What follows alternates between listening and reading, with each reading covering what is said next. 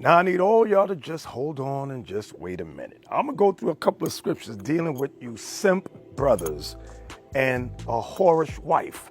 Some of you men out there, you claim to serve the Lord, but you know your wife's a whore with a W. And you want to keep her. I'm going to give you Bible. I'm going to give you Bible. Deuteronomy 24. I know you're going to, oh, it's the Old Testament. Hold on. Deuteronomy 24:1. When a man have taken a wife and married her, and it come to pass that she find no favor in his eyes, because he hath found some uncleanness in her. It could be anything. But in this context, we're talking about adultery. Then let him write her a bill of divorcement and give it in her hand and send her out of his house. Out of his house, mind you. 2. And when she is departed out of his house, she may go and be another man's wife. Let her go deal with somebody else. 3. And if the latter husband hate her, because she's still that nasty, skanky hoe, she ain't changing. She's still doing it. And if the latter husband hate her, and write her a bill of divorcement, and give it in her hand, and sendeth her out of his house, or if the latter husband die, let's say he dies, which took her to be his wife, here's the point, verse 4. Her former husband, which sent her away, may not, let me say that again, may not, one more again, may not take her again to be his wife.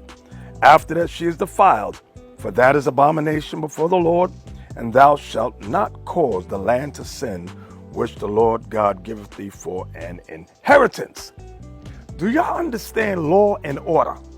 That's the question I got for you black men and black women out there. The hoe gotta go, and you brothers can't take her back. Now, for the Christians out there that say, that ain't what my Jesus is. Your Jesus is a figment of your crotch. Matthew 19. You don't know what Christ said in the Bible. Watch this, Matthew chapter 19. Y'all bear with me. Let me find it. Here we go. Matthew 19, what verse is it? And verse 7. They say unto him, why did Moses then command to give a writing of divorcement and to put her away? Verse 8. He saith unto them, Moses, because of the hardness of your heart, suffered you to put away your wives. But from the beginning it was not so. Meaning, during the time of Adam and Eve, there was no such thing as divorce. Verse 9. Here comes the point. And I say unto you, whosoever shall put away his wife, except it be for fornication, and shall marry another, commits adultery. And whosoever marrieth her which is put away doth commit adultery. So Christ cleared up the whole matter.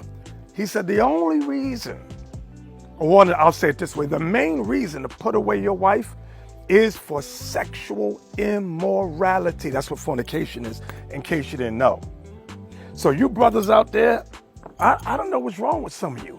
Well, I want to keep my relationship with Jesus Christ. Listen, stop.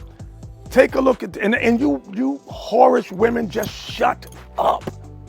It's always the women that commit, that's a hoe. She want to talk. She got so much. No. Take a look at this video. Watch. So after I cheated on my husband, I gave him a hall pass. But here's the reason why I did that. Is because I didn't want to take the responsibility of getting rid of all demons that I opened up my marriage to. And usually this is what people do when they cheat. They want their spouse to cheat on them back, so it would give them a reason to feel better in some way. But let me tell you, that's the wrong way to do it. It's the wrong way to go about it, because at the end of the day, you make matters worse.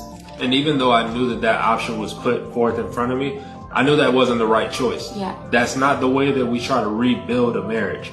If you want to stay in a marriage that's still on a downfall and just ride it out downhill, that's up to you if you want to make that choice. But I was not about to make that same choice if I know I also have another option of getting back in the face of God, praying for my marriage, praying for my wife, and trying to do the things and correct the wrongs that we had that led us into that position. Now y'all saw the clip for yourself. And the whorish woman had so much to say about how although she did wrong, it's not right. I gave him a pass. It's not right if he did the same thing. And then he goes, yeah, I want to keep my family together, be a vessel unto the Lord. Oh, garbage. You Christians are the worst. This is why our families are broken up, dysfunctional. The young boys grow up emotional. They don't know how to be a man because of situations and men and women like that. The woman giving that's not the right thing to do. We got to stay together. No, that's not God's law.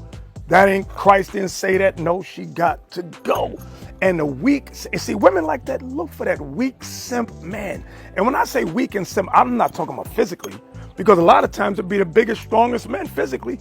But up here, they stupid, they dumb as an ox, dumb as a rock. That's why women look for those type of men who they can manipulate. That's right, I said it. Look what it says in Ecclesiastes 7:26. This is what Solomon says, King Solomon, wisest man on earth. And I find more bitter than death the woman whose heart is snares and nets and her hands is bands. Meaning what? She ain't no damn good. It says, whoso pleaseth God shall escape from her. The hoe gotta go. The hoe gotta go.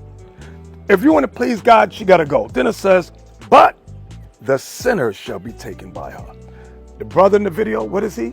A sinner. A sinner. You men that know your wife is a whore and keep her, you are a sinner. The Lord can't use you. You know damn good. Let me tell you something.